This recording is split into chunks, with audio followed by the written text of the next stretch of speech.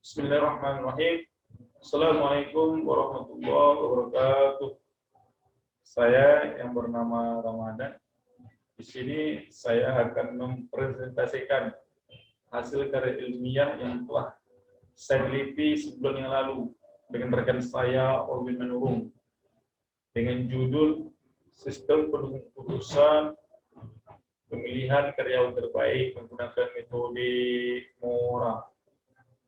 Studi kasus minimarket Hidayah. Mungkin kawan-kawan ada juga yang ingin membuat artikel ilmiah atau ingin membuat skripsi dengan menggunakan metode MORA. Mungkin video ini atau presentasi kali ini bisa menjadi salah satu rujukan kawan-kawan. Yuk simak sampai habis. Salam mahasiswa, salam pergerakan. Mulai ya.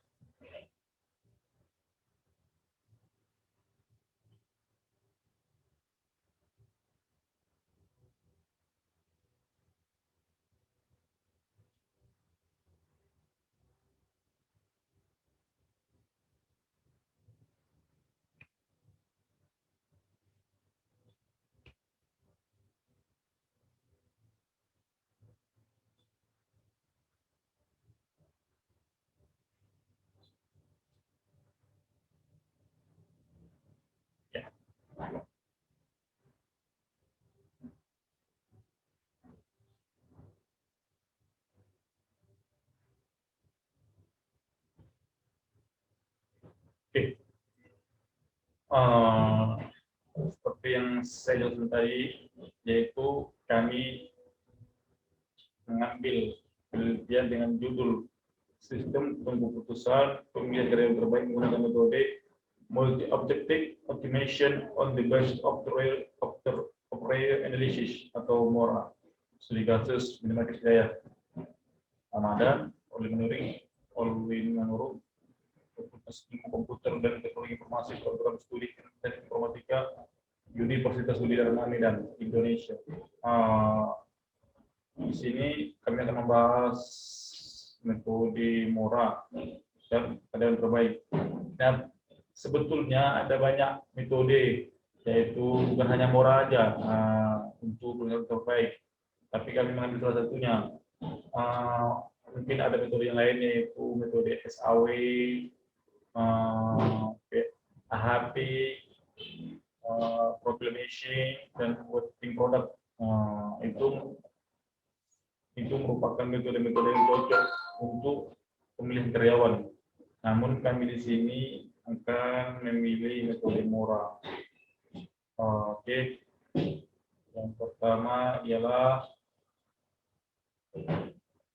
karyawan terbaik, yaitu kita bahas dulu ya, apa itu karyawan terbaik. Berdasarkan KBBI, karyawan terbaik merupakan orang yang bekerja pada suatu lembaga seperti kantor, perusahaan, dan sebagainya dengan mendapat gaji upah pegawai pekerja. Karyawan terbaik adalah karyawan yang memiliki suatu aspek, yaitu kedisiplinan yang tinggi, tanggung jawab yang tinggi, serta keahlian di atas rata-rata pada kerjaan baiknya. Mungkin itu definisi singkat apa itu karyawan terbaik. Dan selanjutnya yaitu kita akan membahas metode MORA. Apa sih metode MORA itu? Kenapa harus menggunakan metode MORA? Oke, kita bahas. MORA adalah multi-objective system, mengoptimalkan dua atau lebih atribut yang saling bertentangan secara bersamaan. Metode ini diterapkan untuk memecah masalah dengan perhitungan matematika yang kompleks. MORA diperkenalkan oleh Boris dan Javanskas pada tahun 2006. Pada awalnya, metode ini diperkenalkan oleh Boris pada tahun 2004 sebagai multi-objective optimization yang dapat digunakan untuk memecahkan berbagai masalah pengambil keputusan yang rumit pada lingkungan pabrik. Metode MORA diterapkan untuk memecahkan banyak permasalahan ekonomi, manajerial, dan konstruksi pada sebuah perusahaan maupun proyek. Nah, di sini kita lihat yaitu langkah-langkah metode MORA.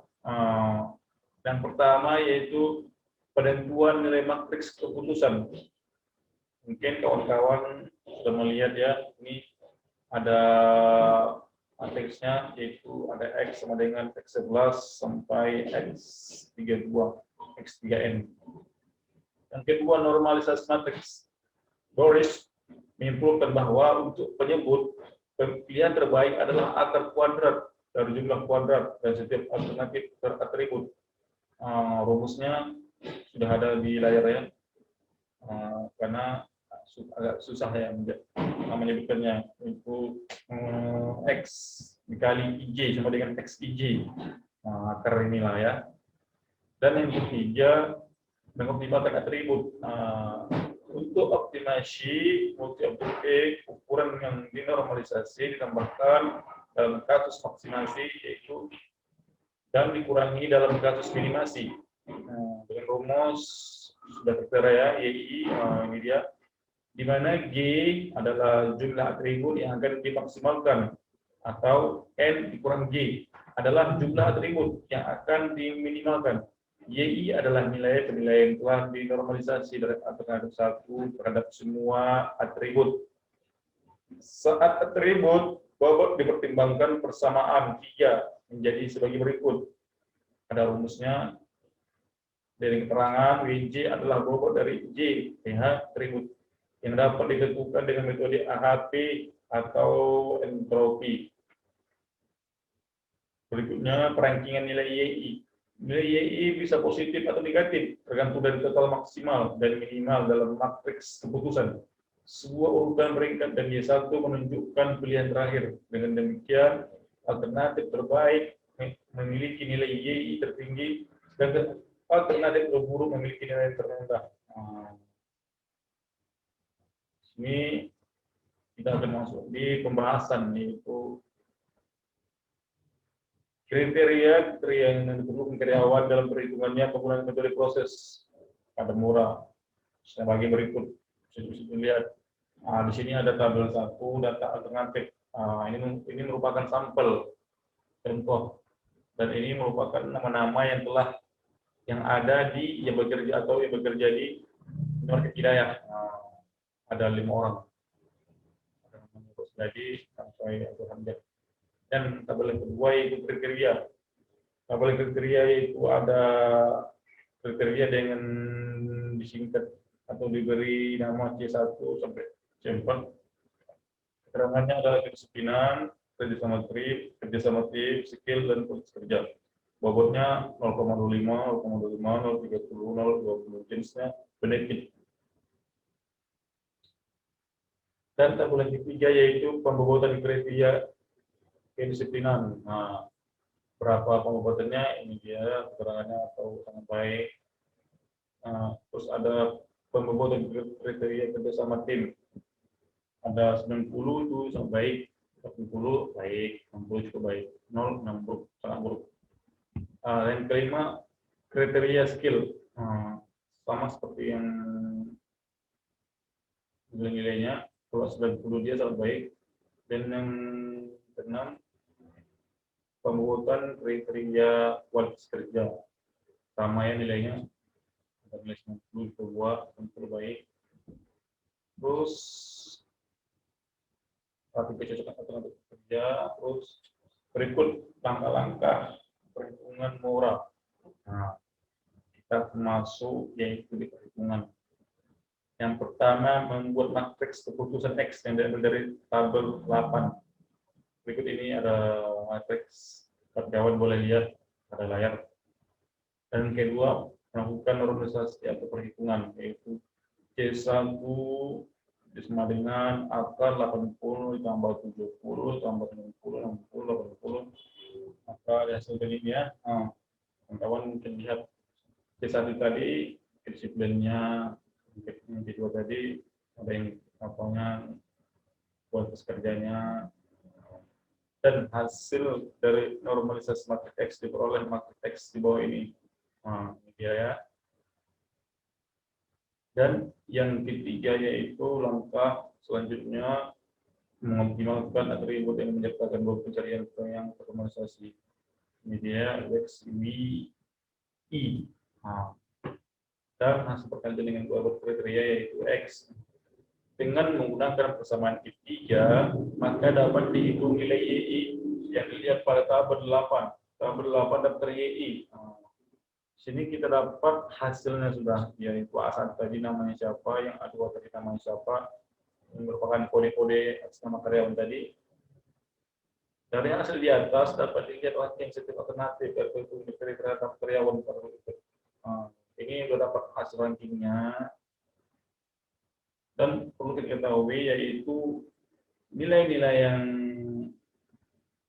berapa, misalnya si A1 tadi atas nama Kusliadi nilainya berapa, itu bukan hasil karang-karang kita, itu hasil keputusan dari bosnya. Kita tanya, atas nama Kusliadi ini Pak, untuk kerjanya berapa nilainya Pak, atau berapa nilainya, terus untuk kualitas kerjanya berapa nilainya Pak. Itu nanti kita dapat dari HRD-nya atau bosnya. Baru nanti kita simpulkan, kita jumlahkan, maka dapatlah hasilnya ini. Maka alternatif A1 lebih besar dari A2, lebih besar dari A4, maka alternatif A1 yang terpilih sebagai karyawan terbaik, dengan nilai tertinggi. Jadi dapatlah hasilnya, salah satu ini merupakan karyawan terbaik dari penilaian bos. Berdasarkan pembahasan di atas, dari kesimpulannya itu, yang pertama, penentuan bobot sangat berpengaruh terhadap penilaian dari setiap alternatif yang akan dihitung. Yang kedua, pemilihan karyawan terbaik menggunakan metode murah dapat membantu perusahaan agar dapat hasil yang lebih efektif. Mungkin itu saja yang dapat saya sampaikan. Lebih dan kurangnya saya mohon maaf. Semoga kawan-kawan semua dapat memahami itu dengan metode murah, itu perhitungannya bagaimana. Saya nama Ramadan dan teman saya Olga Nurung dari mahasiswa Bidharma jurusan Teknik Informatika tahun 2017. Semoga kawan-kawan dapat mempelajarinya di rumah dan mengulang-ulanginya. Oke. Itu saja dari kami. Wassalamualaikum warahmatullahi wabarakatuh.